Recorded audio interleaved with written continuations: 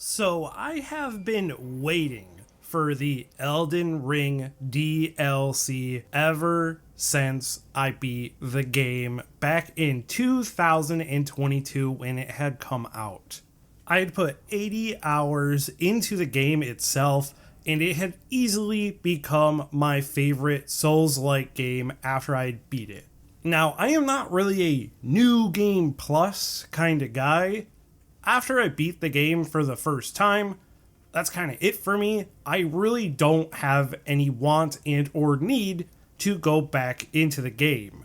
But Elden Ring was the first Souls-like game where I felt compelled to do at least one new game plus run. And I absolutely did not regret it. I absolutely love the game to its core, and I think that the base game is one of the only legit 10 out of 10 game experiences I have ever had. So again, I waited with bated breath for the DLC to even be announced, because quickly after the game came out, they did say they were working on a DLC, but man, it was like a whole year and a half before we even got anything in regards to what the DLC actually was. When they announced it as Shadow of the Erd Tree, I was stoked. I loved that it was not like a direct continuation of the game, and that we actually got to see things in the base game that we did not get to see before. And honestly, as I am recording this, I'm really only about halfway through the DLC, which I know is a little crazy since it's been out for a few days now, but I mean, I really like to take my time with games like this, and I really don't like to rush my experience, so I'm just kind of having a blast playing through the game in of itself. And honestly, the DLC is almost just as perfect as the base game. I do have a few issues with it here and there, which I will kind of get into as the recording continues, but I absolutely love this experience so far, and I really wanted to talk about it on the channel. I mean, this is actually going to be a very less structured video than my other videos. I did not write a script for this video, so this is just all kind of on the go thoughts in my head as I've been playing the game.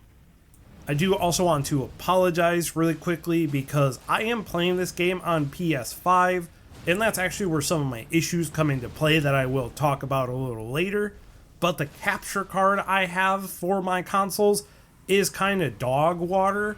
It's primarily made for the Switch, so when it's trying to record PS5 footage, it looks really desaturated and just really yucky. So again, I apologize about any of the visuals in the video. And I will also try to keep the gameplay as spoilerish free as possible. Of course, there's going to be some spoilers ahead. I do go through one of the new dungeons inside of this video, so if you don't want to see any of that, please come back to the video after you've beaten the DLC yourself, or if you just don't want any spoilers and don't want to come back, I do not blame you. Thank you for just even stopping by at this point. But with that said, let's get into why I think this DLC is almost just as good as the base game, but doesn't exactly meet the pure amazement that I had while playing Elden Ring for the first time. First off, I absolutely love how big this DLC is. This DLC is huge. It's almost just as big as the base game. I would say it's just smaller by about maybe a third, but that's absolutely huge for an expansion pass. You could easily get an additional like 30-40 hours plus just by exploring, fighting bosses, and just playing the game. Which, I mean, for $40 in this day and age for video games is such just a godsend. Thank you for not just giving you a 10-hour experience, kind of like some of the other DLC that have come out recently. For example, like Final Fantasy XVI's DLC. Also, the new weapon types are just so much fun to play around with. In the footage, you can see that I am playing with a new weapon. I don't really like katanas in Elden Ring. They're not really my cup of tea. I am usually kind of like a greatsword or kind of just like a dex build type with a greatsword. Maybe just like a long sword that is a little bit faster than a greatsword. And I don't really like the arc of the katanas in this game, but my god, am I loving this new weapon called the Star-Lined Sword.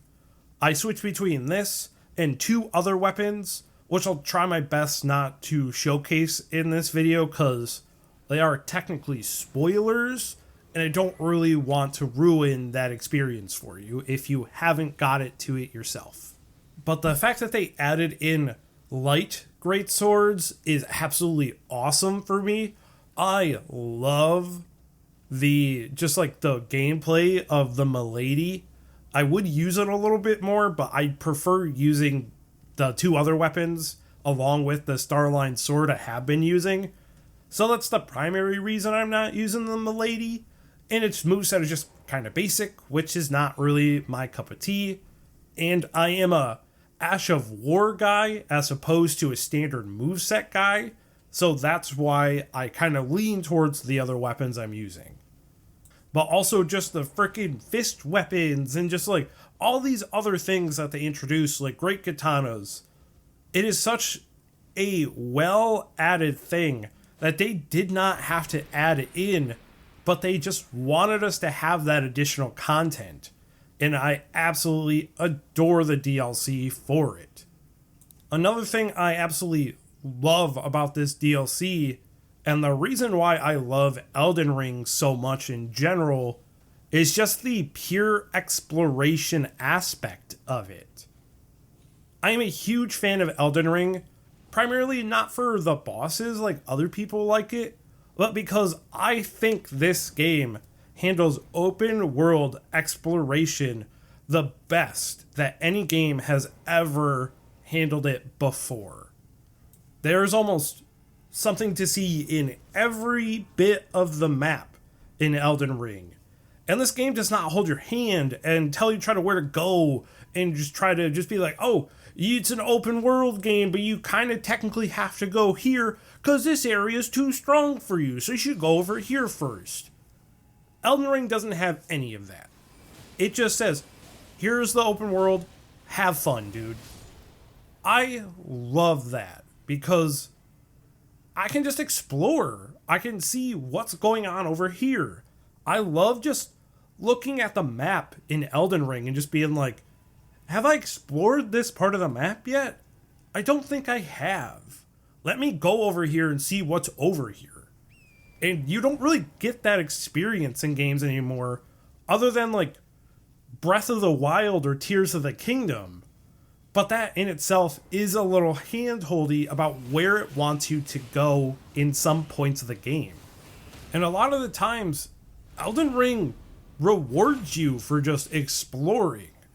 That's how you can find new areas, weapons, side quests, just all these different things that are going on.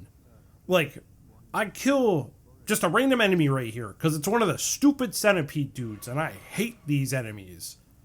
But right after I killed him, an NPC showed up bashing me for killing that enemy and decided to attack me, saying that I was a heretic for killing it. I had no idea that this was going to happen. I talked to that NPC one time before going into a dungeon. So the fact that he just showed up and started attacking me was wild. And I would have never gotten that experience if I just got my hand held from it, because in another game, like Assassin's Creed or Legend of Zelda, they kind of would have implied that something like that would have happened, but not in Elden Ring. Elden Ring wants to give you rewards for doing things that you just kind of want to do already. It's just pure amazement to me about how simple that they handle it, but it's just so perfect in execution at the same time. Now let's kind of get into some of the controversy that the game has been getting, and afterward I'll actually say kind of what I don't like about this DLC. First off, this DLC is not too hard. The fact that people are complaining that the DLC is too hard is absolutely wild to me. Yes, this DLC is hard, but that's kind of the fucking point. So I don't really get what people are complaining about. And it's really only hard if you really restrict yourself too. Like, there are things that the DLC gives you to make it so the DLC is not hard.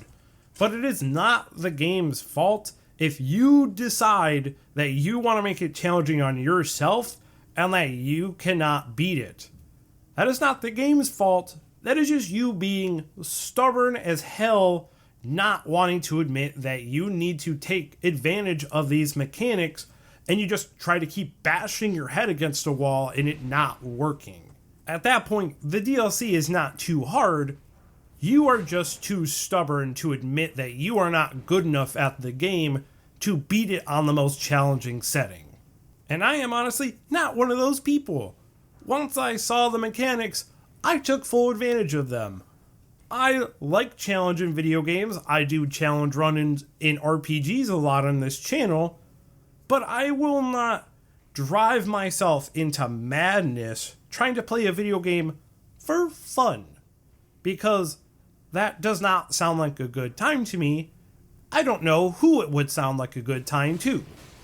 There is nothing wrong with taking advantage of mechanics that the game hands to you. It's not like it's some freaking easy player mode mod. The game says, hey, here's these things. Please use them if you are having a hard time. Like, so what's the point of you being like, this game is too hard, I can't believe it? That's so asinine to me. I just don't get it. But aside from that big elephant in the room topic, the reason I don't think that this DLC is as good as the base game is that it has a lot of performance issues on console. Like, in the gameplay footage, you'll probably see just like textures popping in and out, that like the game doesn't look that good for being a PS5 game, and that it kind of just even has performance issues on performance. The fact that it's not running at like full 60 frames, I'm usually capping out around 50, 55. That's weird to me. This game is not a huge graphic game, so the fact that it's having this many issues when it comes to graphics is a little weird. Now, I'm not saying that I'm some graphic snob dude. I mean, I usually play my games on performance anyway, because I prefer frame rate over graphics. But seeing it in a DLC that took 2 years to come out from the base game doesn't really sit super well with me. Like, the fact that it came out 2 years after the base game, it should have been near perfect in flawless execution. And unfortunately, it's just not. And another thing that is kind of a big issue I've seen is that hitboxes are really janky in this DLC. A lot of the bosses have hitboxes that don't really make any sense. Like, you dodge an attack, but you still get hit type of deal, because you're like an inch away from their attack animation, but their attack still hits you. A lot of people have been having this issue with the boss called I think it's like Golden Hippopotamus or something like that. Now, I didn't realize this because I actually beat this boss on my first attempt. I obviously wasn't recording because I was just playing for fun. But after that, I saw so many videos about how people hate this boss because his hitboxes are just broken. And I didn't really experience that because I was just spamming my Ash of War the whole time and I didn't really get hit. I got hit like twice. But the fact that this many people are having the issue with it means it's not an isolated incident, and it is a huge issue with the DLC. And a lot of people are also having the issue with a really big spoilerly boss, but I'm not going to get into it. But when you have snakes He, like, the hitboxes don't make sense on the snakes. I didn't, again, have any issues because I just blocked the whole time he did the attacks. But I can see it being an issue for other people, so that's why I just wanted to mention it right here. But honestly, that's the only real two downsides I have for this DLC. Again, I gave Elden Ring a 10 out of 10 when it came out, and I would give this DLC a good like 9 out of 10 or a 9.5 out of 10. I'm not a huge fan of general review scores or just like hard numbers, but if I had to put a hard number on it for the two games, that would really be the two numbers I'd give them.